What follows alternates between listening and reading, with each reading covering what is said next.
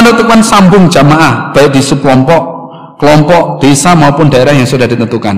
Acara-acara dalam jamaah yang sudah dimusyawarahkan adalah sebagai amrin jami' yang harus ditetapi oleh jamaah. Jika tidak ada uzur, maka jamaah tidak boleh izin meninggalkan amrin jami'. Perhatikan firman Allah di bawah ini, innamal mu'minuna alladzina amanu billahi wa rasulih wa idza kanu ma'ahu ala amrin jami' lam yadhhabu hatta yasta'dhinu.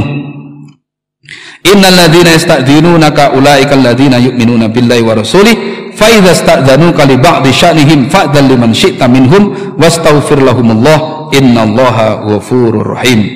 Sesungguhnya yang sebenar-benar orang iman ialah orang-orang yang beriman kepada Allah dan Rasulnya, dan apabila mereka berada bersama-sama Rasulullah dalam sesuatu urusan yang telah disepakati bersama amrin jami', mereka tidak meninggalkan Rasulullah sebelum minta izin kepada beliau.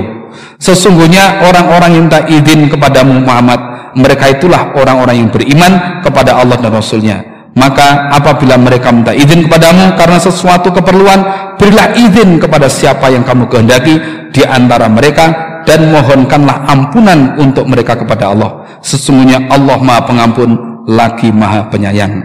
Qad ya'lamullahu alladhina yatasallaluna minkum liwadha falyahdharil ladzina yukhalifuna an amrihi an tusibahum fitnatun aw yusibahum adzabun alim. Sesungguhnya Allah telah mengetahui orang-orang yang blonos meninggalkan amrin jami' tanpa izin di antara kalian dengan berlindung atau tanpa izin. Maka hendaklah orang-orang yang menyelisih perintah Rasul takut akan ditimpa cobaan atau ditimpa azab yang pedih. Para wanita semua, kadang-kadang sekarang itu menyepelekan sambung. Kadang bukan izin tapi memberitahu.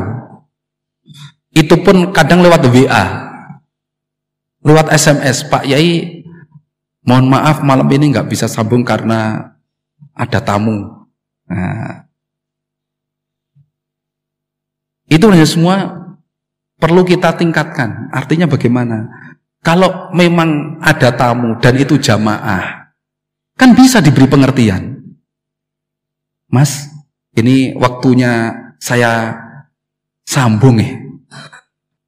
Waktunya saya sambung. Gimana kalau saya sambung dulu nanti? Atau kalau sampai ingin ikut ngaji, ayo bersama-sama sambung. Kan masih bisa diberi pengertian. Sehingga semua tidak mudah meninggalkan acara amrin jami'. Tidak mudah meninggalkan amrin jami'. Amrin jami' itu perkara yang sakral. Ini adalah sambung kita kepada imam kita. Kalau memang nggak ada udzur betul, jangan mudah meninggalkan sambung. Kalau tamunya orang luar, ya dikasih tahu, Pak, mohon maaf, ini waktunya sambung, ya. Waktunya saya ngaji. Ini, kalau saya nggak berangkat, wah ketinggalan ilmu saya nanti. Kalau Bapak mau ngaji, ayo kita bareng-bareng. Ini banyak semua. Jangan mudah meninggalkan acara amrin jami'. Kadang-kadang urusan dikit langsung SMS pada Pak Yai atau WA pada Pak Yai, saya izin Pak Yai nggak bisa sambung karena ada tamu. Wah, saya sibuk ini Pak Yai, nggak bisa sambung. Sibuknya apa nggak dijelaskan. Dan ini banyak semua. Sambung ini supaya ditetapi, jangan diremehkan. Dengan menetapi amrin jami', ini berarti jamaah sudah sambung dengan imamnya. Dengan menetapkan sambung ini, jamaah akan bertambah faham dan meningkat keimanannya. Karena dalam acara sambung ada nasihat dari keimaman atau pengurus, ada penyampaian ilmu dari mubaligh dan mubalighot. Dengan bertemunya antara imam dengan jamaah, jamaah dengan jamaah juga bisa menambah kerukunan dan kekompakan jamaah, menambah senang, bersyukur dan kerasan hidup dalam jamaah. Keimaman di dalam menentukan waktu acara sambung selalu bermusyawarah, mencari waktu yang dimungkinkan semua jamaah bisa menghadirinya. Demikian juga materi yang disampaikan dalam acara sambung juga dimusyawarahkan sehingga semua jamaahnya bisa mengikuti materi tersebut. Kalau memang belum punya materi, itu dikasih waktu. Bulan depan insya Allah kita busholah hatam. Bulan depan insya Allah dilanjutkan materi sholatin nawafil. Jamaah yang belum punya nawafil coba angkat tangan. Nah, didata. Oh, yang belum punya 20 orang. Langsung dibelikan. Supaya apa? Supaya semua jamaah bisa ngikuti. Kalau jamaah itu sambung dan nyemak materinya, insya Allah lebih mantap daripada hanya sekedar mustami'. Kalau sahabat dulu mustami' langsung faham, tapi kalau sekarang mustami' ya tidur. Wong yang nyemak saja belum tentu faham, apalagi yang nggak nyemak. Ini, maka coba materinya, besok materinya kita busolah. Yang belum punya siapa? Di absen. Remaja yang belum punya di absen.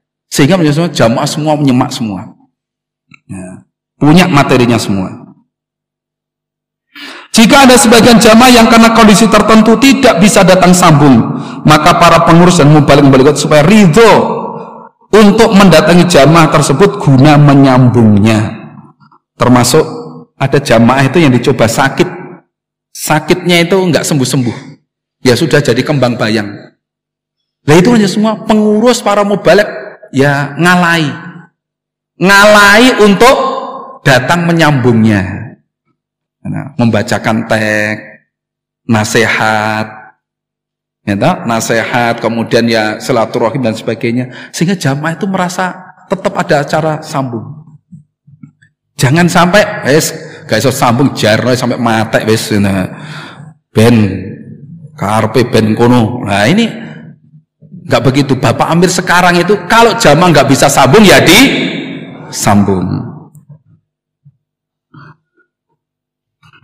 Juga bagi jamaah-jamaah yang berdomisili di suatu tempat yang sangat jauh sehingga tidak mampu sambung secara fisik bertemu langsung, maka diusahakan bisa sambung lewat online sambil amar ma'ruf pada orang-orang yang di sekitarnya, sehingga diharapkan jamaah di tempat itu berkembang dan bisa mengadakan sambung sendiri di tempat yang lebih dekat. Apalagi sekarang ada ijidan namanya NSJR, ngajine sak jagat erat, sehingga tidak ada alasan untuk tidak sambung, tidak bisa sambung itu nggak ada alasan, tetap bisa sambung sambil amar ma'ruf kepada jamaah di sekitarnya. Seperti jamaah kita yang di Kongo, Mas Wahyu itu kerja delalah dapat proyek di Kongo sana sambil amar ma'ruf,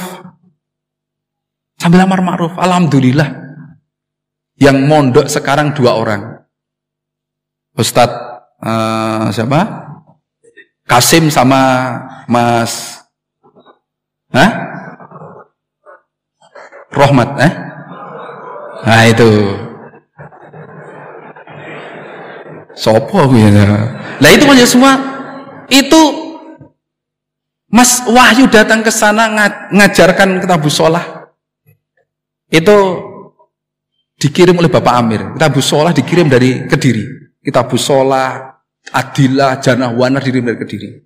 Harganya nggak seberapa, ongkos kirimnya yang mahal.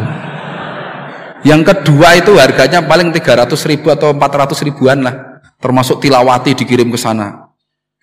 Nah, ongkos kirimnya 7 juta. Tapi nggak apa-apa, dibiayai sabilillah semua. Demi apa? Kelancaran jamaah di sana. Ini banyak semua. Alhamdulillah sekitar 150-an atau berapa itu. Nah, itu termasuk mau balik kita karena apa? Karena mau amar ma'ruf dan tetap bisa sambung sampai sekarang. Nah, kita yang di sini juga jangan sampai kalah. Terutama keluarga kita yang belum jamaah di amar ma'rufi, apalagi orang tuanya. Usaha-usaha lain untuk mempertahankan kefahaman jamaah.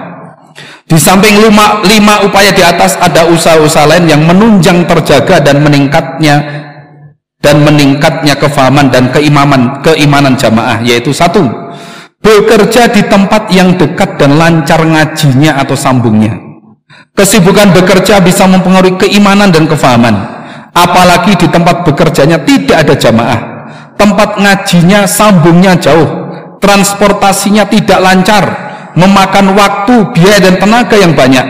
Itu semua menjadikan berat untuk berangkat mengaji atau sambung, sehingga tanpa disadari kefahaman dan keimanan semakin menurun, untuk berangkat ngaji dan sambung semakin berat, dan puncaknya hidayah sudah lepas tapi dirinya tidak terasa. Na'udzubillahi min dzalik. Ingatlah firman Allah dan sabda Rasulullah sallallahu alaihi wasallam, ya ayyuhalladzina amanu ma lakum idza qila lakum infiru fi sabilillah itsaqaltum ilal ard araditum bil hayatid dunya minal akhirah fama mata'ul hayatid dunya fil akhirati illa qalil illa tanfiru yu'adzibukum 'adzaban alima wa yastabdil qauman ghairakum wa la tadurruhu syai'a wallahu 'ala kulli syai'in qadir. Hai orang-orang yang beriman, apakah sebabnya bila dikatakan kepada kalian berangkatlah pada jalan Allah, kalian merasa berat pada bumi kalian? Apakah kalian lebih senang dengan kehidupan di dunia daripada kehidupan akhirat?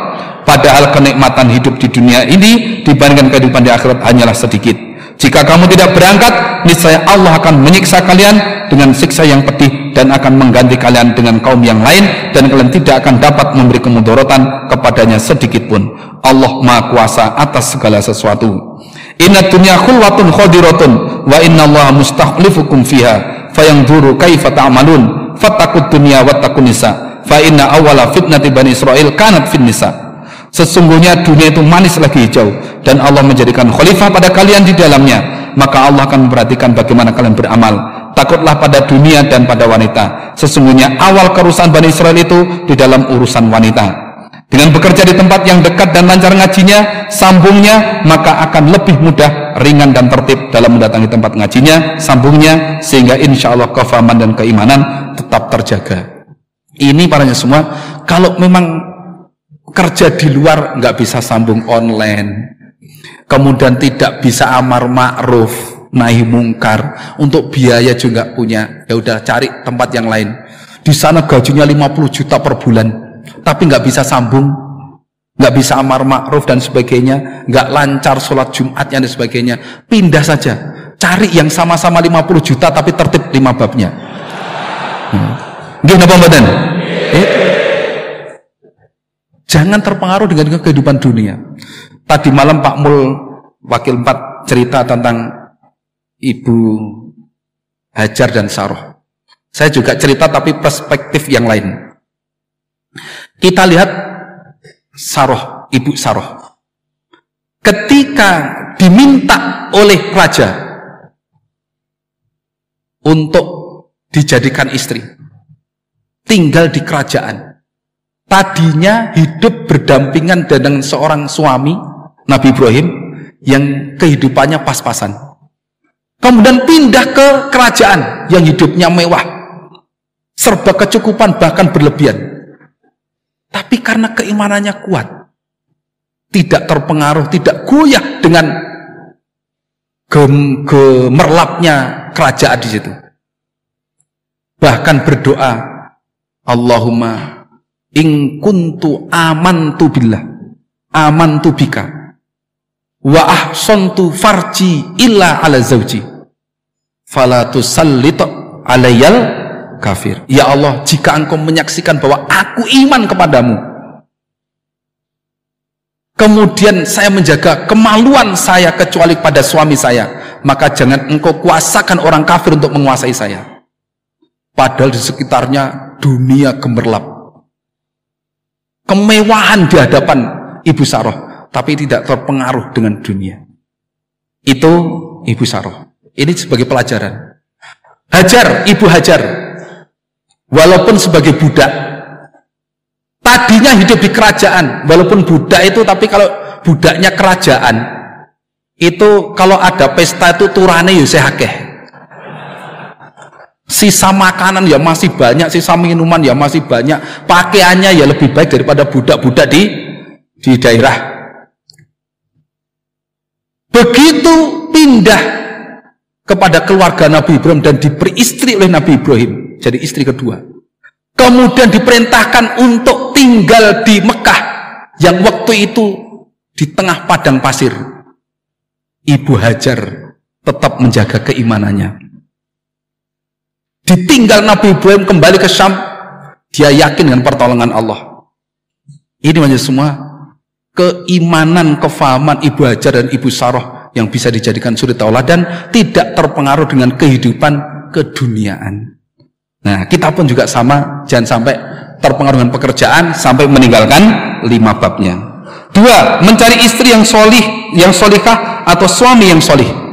Biasanya kalau sudah kerja, punya penghasilan, yang masih bujangan terus ingin nikah, yang sudah punya istri satu ingin wayuh. Nah, itu. Istri atau suami mempunyai pengaruh yang besar bagi kehidupan seseorang. Dia bisa sebagai motivator sekaligus penggerak di dalam menetapi hidayah ini. Namun jika salah memilih istri atau suami, maka yang terjadi justru sebaliknya. Ketika masih bujangan semangat di dalam menetapi Quran di jamaah, namun setelah menikah menjadi kendor dan menurun semangatnya dan ketertibannya di dalam menetapi Quran di jamaah, sehingga tambah lama dalam jamaah justru tambah menurun kefahaman dan keimanannya. Dampaknya anak-anaknya menjadi malas ibadah dan malas mengaji, yang akhirnya tidak bisa membedakan mana yang benar, mana yang sesat. Lebih ironis lagi kalau jamaah memilih jodoh dari kalangan orang-orang yang belum iman. Na'udzubillahi min dzalik. Kata Bapak Amir kemarin, nek sampai rabi kok milih orang yang belum jamaah, berarti balik mu'alaf meneh. Kan begitu kan? Kembali pengisap baru lagi itu. Berarti pembinaan dari cabai rawit itu nggak masuk. Pilihlah yang jamaah, pilihlah yang paham. Cantik nggak apa-apa, yang penting paham. Itu. Jangan sampai wis gak ayu, gak paham sisan. Apa meneh wong jobo sisan. Ah, ya Allah. Na'udzubillahi min dzalik. Ini jelas melanggar larangan Allah, wala tankihul musyrikati hatta yu'min, wala amatun mu'minatun khairun min musyrikatin walau a'jabatkum, wala tankihul musyrikina hatta yu'minu, wala amatun mu'minun khairun min musyrikin walau a'jabakum. Ulaika yad'una ilan nar, wallahu yad'u ilal jannati wal maghfirati bi'idnih wa yubayyinu ayati lin-nas la'allahum yatadzakkarun. Dan janganlah kalian menikahi wanita-wanita musyrik sehingga mereka beriman. Sesungguhnya hamba saya wanita yang beriman lebih baik daripada wanita musyrikah, walaupun dia menakjubkan kalian. Dan janganlah kalian menikahkan orang-orang musyrik dengan wanita-wanita mukminat sehingga mereka beriman. Sesungguhnya hamba saya laki-laki yang beriman lebih baik daripada laki-laki musyrik, walaupun dia menakjubkan bagi kalian. Mereka mengajak ke neraka, sedang Allah mengajak ke surga dan ampunan dengan izinnya. Dan Allah menerangkan ayat-ayatnya kepada manusia supaya mereka mengambil pelajaran. Maka para jamaah di dalam memilih calon suami atau calon istri atau suami, supaya memilih yang iman, faham agamanya dan baik akhlaknya. Ingatlah sabda Rasulullah SAW, tungkahul mar'atu li arba'in, limaliha wa lihasabiha wa jamaliha wa lidiniha fatfar bidzatid din taribat yadak. Wanita dinikah karena 4 hal, karena hartanya, kebangsawanannya, kecantikannya, dan agamanya. Maka pilihlah wanita yang mempunyai kefahaman agama. Jika tidak, maka jatuh kedua tanganmu, artinya jatuh dirimu. Kalau memilih hanya cantiknya saja tanpa mempertimbangkan kefahamannya, jatuh dirimu. Nah, mereka mengajak kamu masuk neraka, waktunya ngaji diajak ngaji nggak mau, akhirnya ya sudah ikut nggak ngaji. Itu praktek dari mereka ngajak masuk neraka itu. Kadang-kadang punya waktunya ngaji, diajak ngaji nggak mau, ditinggal nggak mau. Akhirnya gimana? Terpaksa nggak ngaji, nggak sambung. Lama-lama kok nggak sambung kok enak ya? Nggak sambung kok enak ya? Ya udah, lama-lama setan menghias-hiasi, akhirnya enjoy kalau tidak sambung. Bahkan kalau sambung merasa berat. Ya udah, lama-lama falamazahu azaghallahu qulubahum. Ma ra'aita min naqisati aqlin wa dinin adhaba lilubir rajul al-hazimi min ihdakunna. Al-hadis. Aku Nabi Muhammad tidak melihat wanita-wanita yang kurang akal dan agamanya lebih mengalahkan orang laki-laki yang cerdas daripada salah satu kalian para wanita. Dengan memiliki istri yang solikah atau suami yang solih, maka bisa saling mengingatkan, saling memberikan nasihat, dan yang jelas bisa terwujud kehidupan rumah tangga yang sakinah, mawaddah warahmah, yang semua itu mendukung untuk terjaganya dan meningkatnya kefahaman jamaah dan keimanannya. Termasuk akhirnya bisa menetapi nasihat yang tadi malam dari Pak Ubed itu, bisa mewujudkan keluarga sakinah, mawaddah warahmah. 3. Bertempat tinggal di tempat yang dekat dan lancar ngajinya atau sambungnya. Mempunyai tempat tinggal yang dekat dengan tempat ngaji atau sambung merupakan dambaan dan keinginan setiap orang jamaah, karena banyak kelebihan yang didapatkan, seperti bisa selalu sholat berjamaah 5 waktu di masjid, ngaji dan sambungnya dekat sehingga kefahaman dan keimanannya terjaga. Demikian juga anak-anak lebih terbina dan terbimbing karena dekat tempat ngajinya dan dekat dengan mubaligotnya. Semua itu sebagai perantara meningkatnya kefahaman dan keimanan mereka. Untuk itu para jamaah supaya berusaha bertempat tinggal di tempat-tempat yang dekat dan lancar ngajinya atau sambungnya. Di samping itu, rumah tempat tinggal kita supaya digunakan untuk hal-hal yang manfaat, seperti memperbanyak membaca Al-Quran, sholat-sholat sunnah, berzikir, dan mendidik serta membina anak-anak kita, terutama dalam hal ibadah, tata krama, dan kemandirian, sehingga rumah kita menjadi rumah yang manfaat dan barokah. Baiti jannati. Ingatlah hadis-hadis berikut ini. An Abu Hurairah radhiyallahu anhu anna Rasulullah sallallahu alaihi wasallam qala la taj'alu buyutakum maqabir inna syaitana yanfiru minal bait allazi tuqra fihi suratul baqarah. Dari Abu Hurairah radhiyallahu anhu, sesungguhnya Rasulullah sallallahu alaihi wasallam bersabda, janganlah jadikan rumah-rumah kalian sebagai kuburan. Sesungguhnya setan itu lari dari rumah yang di dalamnya dibacakan surat Al-Baqarah. Artinya jangan sampai sepi dari Al-Quran, sepi dari sholat. Gunakan rumah kamu untuk sholat sunnah, untuk baca Quran dan lain sebagainya.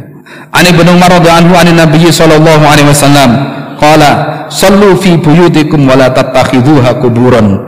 Dari Ibnu Umar radhiyallahu anhu, dari Nabi sallallahu alaihi wasallam, beliau bersabda, salat sunnahlah kalian di rumah-rumah kalian dan jangan jadikan rumah kalian sebagai kuburan. An Zaid bin Thabit radhiyallahu anhu anna Rasulullah sallallahu alaihi wasallam qala salatul mar'i fi baitihi afdalu min salatihi fi masjidi hadza illa al-maktubah. Dari Zaid bin Thabit radhiyallahu anhu, sesungguhnya Rasulullah sallallahu alaihi wasallam bersabda, salat seseorang di rumahnya itu lebih utama daripada salatnya di dalam masjidku ini, kecuali salat wajib. Jadi kalau salat sunnah itu afdolnya di rumah. Gunakan salat lail, salat duha, salat sunnah yang lain. Salat habis wudu, salat sunnah di rumah. Batal wudu lagi, salat sunnah di rumah. Seperti Bilal bin Rabah itu, gunakan untuk salat sunnah. Salat sunnah di rumah itu lebih afdal daripada salat sunnah di masjid, bahkan Masjid Nabawi sekalipun. Tapi kalau salat wajib, afdalnya di masjid. Nah, kadang-kadang rumah kita sepi dari salat sunnah, sepi dari bacaan Quran, tapi rame dengan musik, rame dengan New Palapa,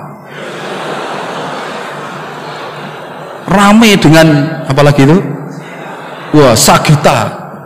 Ya Allah, sholat lail nggak pernah, sholat duha, baca Quran sepi, tapi rame dengan musik. Ini yang harus dihindari, harus dijauhi. Ramaikan dengan sholat, ramaikan dengan baca Quran. Penutup, hidayah yang berupa keimanan bisa menetapi agama Islam berdasarkan Al-Quran dan hadis dengan bentuk jamaah merupakan nikmat terbesar yang diberikan oleh Allah kepada kita. Wa khairun mimma yajma'un. Dibandingkan nikmat-nikmat yang lain, maka harus kita jaga dan kita pertahankan sampai husnul khotimah. Agar kita bisa tetap dalam hidayah Allah sampai husnul khotimah, maka harus memiliki faham jamaah yang kuat. Untuk memiliki faham jamaah yang kuat diperlukan beberapa usaha dan upaya sebagaimana tersebut di atas. Semoga Allah memberi aman, selamat, lancar, berhasil dan barokah, dan kita bisa tetap dalam hidayah Allah sampai husnul khotimah, berhasil masuk surga, selamat dari neraka. Alhamdulillah, jazakumullah khairah. Demikian penyampaian dari kami mulai awal sampai akhir. Ada kekurangannya, mohon maaf yang sebesar-besarnya. Wassalamualaikum warahmatullahi wabarakatuh.